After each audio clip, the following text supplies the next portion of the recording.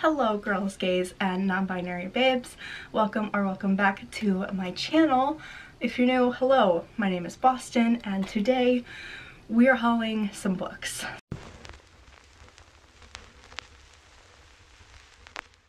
So these are all books that I bought for my birthday.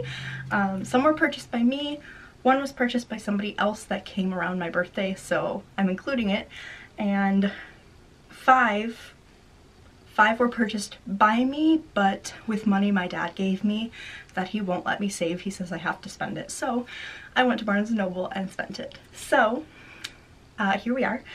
I'm so excited to do this video, and yeah, I can't wait to show you guys all the books that I got and talk about them. So without any further ado, let's jump right on into it.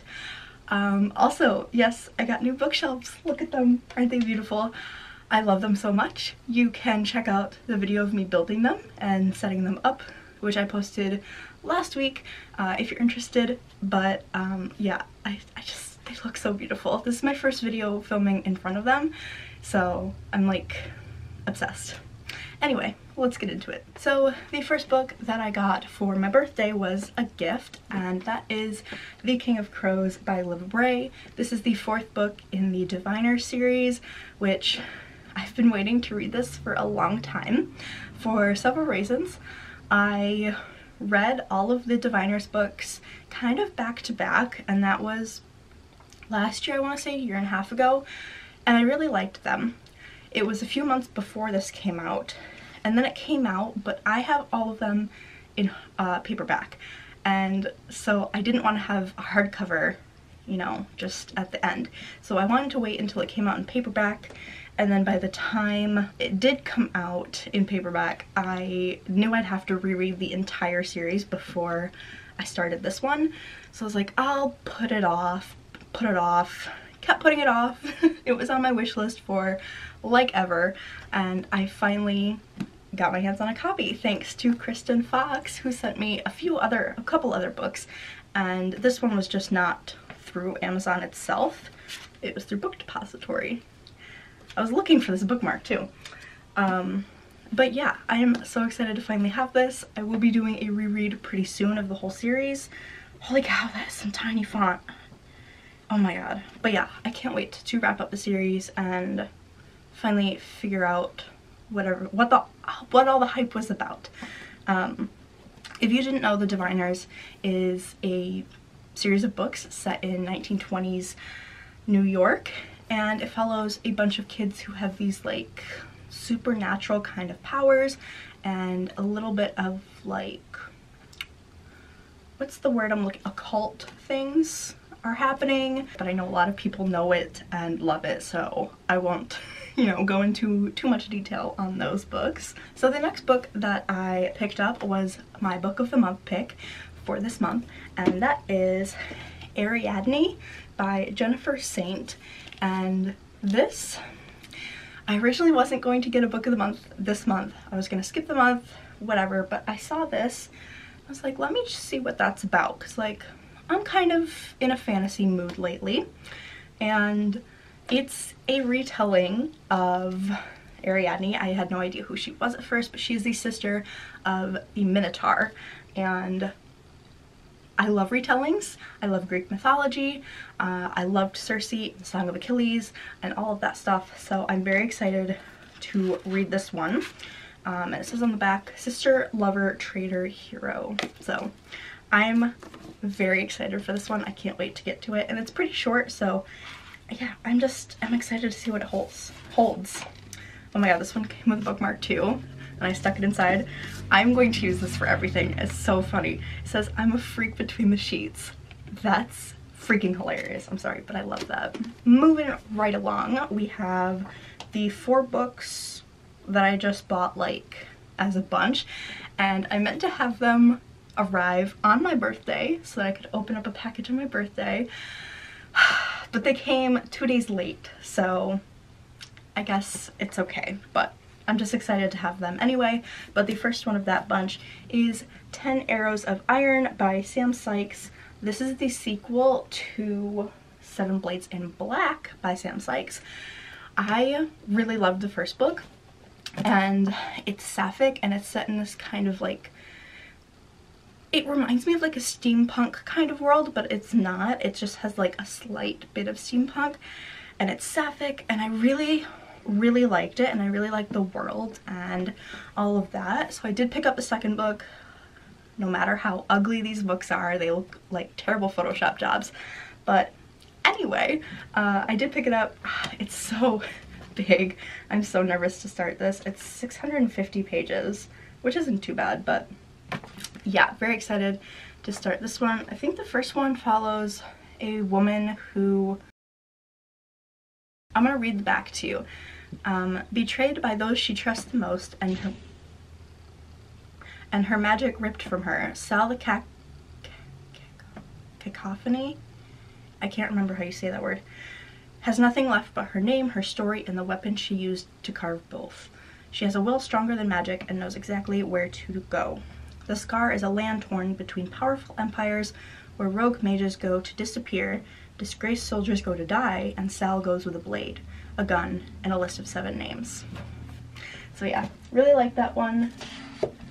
Cannot wait to read the second one. Staying on trend with another sapphic book, I finally picked up I Think I Love You by Ariadne December. This is a sapphic contemporary it's like a meet cute at a film festival competition, and that's all I really know about this. I've been waiting for this to come out for 2 years now. It was supposed to come out last year, but it was pushed back because of the pandemic, and it just came out like a couple months ago, and I finally got a copy, and I can't wait to read it. It's really short too. It's like not even 300 pages. So yeah, I'm very excited for this one, and I know a lot of people have been anticipating it. I haven't heard anything about it yet though, so I'm nervous, but very excited to finally read it. And once more with another sapphic book, the OG sapphic book, if you will. I finally bought the collection of Sapphos Poems. This one is translated by Mary Barnard, forward by Dudley Fitz, and this is a collection of all her poetry, the original sapphic, and I'm very excited to read this. I don't know why, honestly. I haven't started it yet, but I need to. This has been on my wish list for like 2 or 3 years, I think, so it's time. I'm very excited. I cannot wait. Can't wait. If you didn't know, Sappho is like the original lesbian. She lived on the island of Lesbos, which is where the word lesbian comes from, and she's the original sapphic. So we love her, and I've been dying to read her poetry for so long now. Alright, the final book that I bought for myself was Whispers in the Mist by Darcy Coates. This is the 3rd book in the Black Winter series, which is an apocalyptic series following a woman who gets into a car accident on her way to her sister's bunker, because like the apocalypse is happening, and she gets into an accident and is rescued by a mysterious man who lives in a manor in the woods, and shit happens. It's very creepy, it's very grotesque.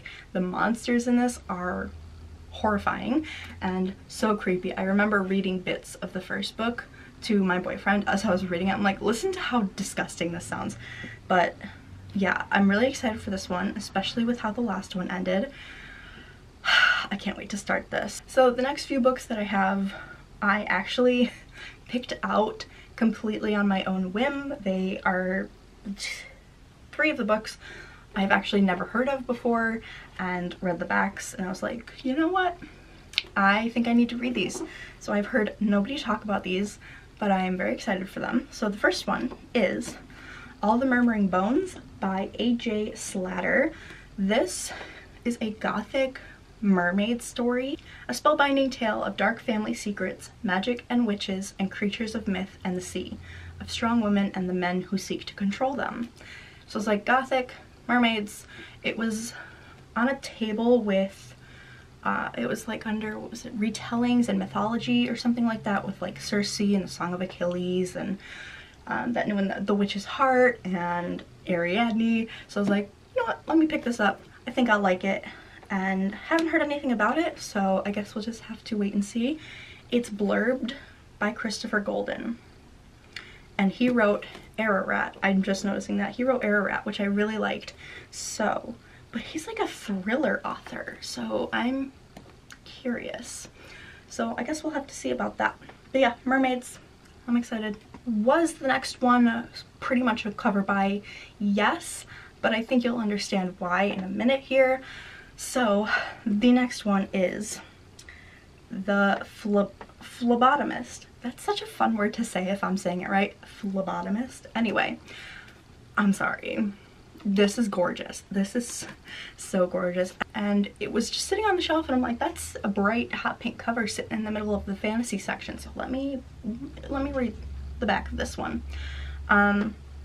So this one is another like kind of apocalyptic story, and so to recover from a cataclysmic war, the harvest was instituted to pass blood to those affected by radiation. But this charitable act has led to a society segregated entirely by blood type. I don't know, apocalypse books, did I buy it mostly for the cover? Yes, but I love apocalypse books and like futuristic worlds. So yeah, I can't wait to read this, and I can't wait to display this on my shelves because it's stunning. The final book I bought on my own whim was actually from Spencer's, but it's not what you think. So this one I just happened to see on a display and I was like, you know what, that sounds really fascinating. So that is Witchcraft, a handbook of magic, spells, and potions. This is by Anastasia Graywolf, compiled by Anastasia Graywolf. But anyway, what I really liked about this was that it includes, what's the word I'm looking for, citations. So like just reading a random one, to repel cough, an ancient Hindu incantation. And like there's different like ancient Macedonian charm, powwow spell, powwow charm, American magician spell, just stuff like that. And I really like that it's credited to the original, you know, people who came up with this stuff. And because normally like books like this aren't, it's like almost like the author's like, yeah, I made this up myself, when it's like, did you? But I like that it gave credit where credit's due, and I think even if I won't use most of these, you know, whatever spells, incantations, whatever, but I think it's really fascinating to learn about like, you know, other cultures, like rituals and spells and magic. I think it's really fascinating, so I want to read it regardless of whether I'm going to use them or not, and I think it's just going to be really fun to read. So yeah, I picked it up, got it from Spencer's, but yeah, I'm excited to add this to my collection. So the final two books are books that I have already read and wanted to buy copies of. So the first one I have is Empire of Wild by Sherry Dimeline. Let's talk about this one. I purchased this book, I completely forgot I bought this off of, I think, Thrift Books months ago, if not a year ago, like when I first read it, when it first came out. I bought myself a copy. Where is it? Who knows? Not showing up apparently, but I completely forgot about it until I saw this at Barnes & Noble and I was like, I never got my copy. I need to buy a copy of this. This is one of the best horror books I've ever read. It was fantastic. I can't remember the name of the Rougarou. It's a werewolf-like creature and it stems from traditional Canadian Métis legend, and I'm just in love with this book. I'm in love with the like mythology, the legend of this Rougarou, and it was so good. It kind of gave me Salem's Lot vibes, which kind of doesn't make sense, but for whatever reason it did. But if you haven't read it, you need to read it because it's fantastic. It's really good. And obviously if I have now bought myself 2 copies of the book, I think you can say that I liked it. The final book that I purchased from Barnes & Noble was The Year of the Witching by Alexis Henderson. So I've had this on my wish list for a little while since I read the book and adored it. I almost actually didn't even read it. I borrowed it from the library and I was like, I don't think I'd like this, so I returned it. And then I heard it was, what's her name? Riley Marie talking about it, and Riley Marie and I have very different taste. I hate romance books, and she obviously focuses on romance books, but everything else, her sci-fi, her fantasy, we have the same exact taste in that. And she said she loved it, so I was like, I'm gonna give it a second try. So, read it again, or tried reading it again, loved it, and wanted to buy it on Amazon, but it was the same price, like the cover, it's $26. The cover price was the same price on Amazon. So I was waiting for it to get a little bit cheaper, and it hasn't since I put it on the list. So when I saw it at Barnes & Noble, I was like, I'm just gonna buy it. Like, I might as well. I'm here, I have my dad's money that he gave me. I'm just gonna buy it. So I did. I love this book. Love, love, love this book. So if you didn't know, this is a... If you hear noises, my dad is measuring stuff out back. Also, it just got really dark. I love clouds. Anyway, this is about a girl who was raised in a cult and all the shit that goes down with that. She makes a little bit of a mistake. She summons some like ancient witches and shit goes down. It's a lot of fun. Love the romance. Love everything about this book. And if I paid $26 for a book, same thing with Empire of Wild. I not only purchased it twice, but this copy, this was $28, baby. It was good. It was good. If I'm paying that much for a book, it was good. But anyway, that is it for my haul. I hope you guys enjoyed. Let me know if you've read any of the books that I haven't and you liked them. Give me some thoughts. I think that's going to be it though. So once again, thank you so much for watching, and I'll see you in the next one. Bye bye.